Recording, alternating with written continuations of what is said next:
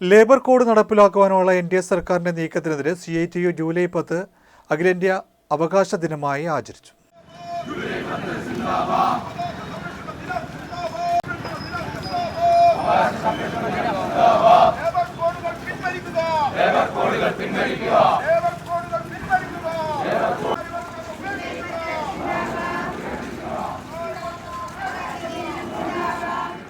NDA സർക്കാർ വീണ്ടും അധികാരത്തിലെത്തിയ ഉടനെ തന്നെ ലേബർ കോഡ് നടപ്പിലാക്കുവാൻ സംസ്ഥാന തൊഴിൽ മന്ത്രിമാരുടെ യോഗത്തിനൊരുങ്ങുകയാണ്.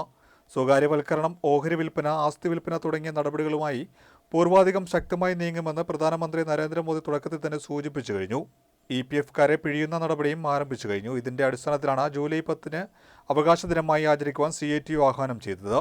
ലേബർ കോഡ് പിൻവലിക്കുക, സ്വകാര്യവൽക്കരണവും ആസ്തി വിൽപ്പനയും ഉപേക്ഷിക്കുക, 26,000 രൂപ മിനിമം വേതനം നിശ്ചയിക്കുക, കരാർ തൊഴിലുകൾ സംരക്ഷിക്കുകയും തുല്യ ജോലിക്ക് തുല്യവേതനം നൽകുകയും ചെയ്യുക തുടങ്ങി നിരവധി ആവശ്യങ്ങൾ ഉന്നയിച്ചുകൊണ്ടാണ് സമരമൊരുക്കിയത്. Advocate K. പ്രസാദ് ഉദ്ഘാടനം ചെയ്തു. P. ഷാജി മോഹനൻ അധ്യക്ഷനായി. PH Shaji, NR Baburaj, PD Rameshan, CK Surendran, CV Joy, PT Pradeep, PI Haris എന്നിവർ പ്രസംഗിച്ചു. അവരുടെ ICDS പദ്ധതിയുടെ സംബന്ധിച്ചുള്ളതാണ്. അംഗനവാടിയെ സംരക്ഷിക്കുക എന്നുള്ളതാണ് അവർ പ്രധാനമായും ഉയർത്തുന്നത്. അതുപോലെ നിയമാനുസൃതമായി അവർക്ക് കൊടുക്കേണ്ട ശമ്പളമൊക്കെ വർദ്ധിപ്പിച്ചു കൊടുക്കുന്ന നേരത്തെ തീരുമാനമുള്ളതാണ്. വർദ്ധിച്ചു കൊടുക്കാൻ തയ്യാറായിട്ടില്ല. കേരള സർക്കാരാണ് അത് കൂടുതൽ കൊടുത്തുകൊണ്ടിരിക്കുന്നത്. കേന്ദ്രത്തിനും തരാൻ തയ്യാറാകുന്നില്ല എന്ന പ്രശ്നം അടക്കം ഇതിനകത്ത് കൂട്ടിച്ചേർക്കുകയാണ്.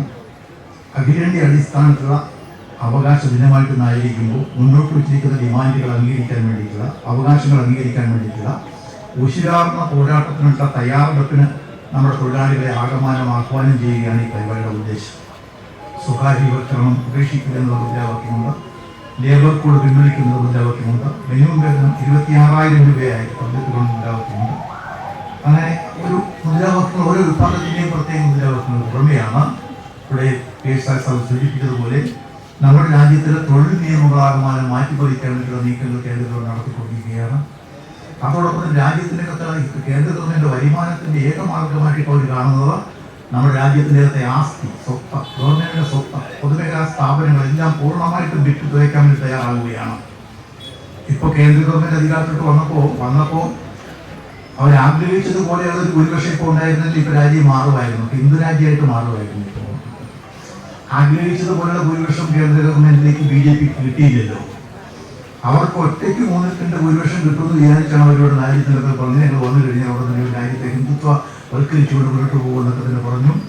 വന്നു കഴിഞ്ഞാൽ ഉടൻ തന്നെ ഞങ്ങൾ നേരത്തെ മാറ്റിവെച്ചിരിക്കുന്ന എല്ലാ നിയമഭേദങ്ങളും നടപ്പിലാക്കുമെന്നൊക്കെ തന്നെ പറഞ്ഞു. പക്ഷെ അവരാഗ്രഹിച്ചതുപോലെയുള്ള ഭൂരിപക്ഷം 3-2 ഭൂരിപക്ഷം ഒറ്റയ്ക്ക് കിട്ടുമെന്ന് പ്രതീക്ഷിച്ച ആൾക്കാർക്ക്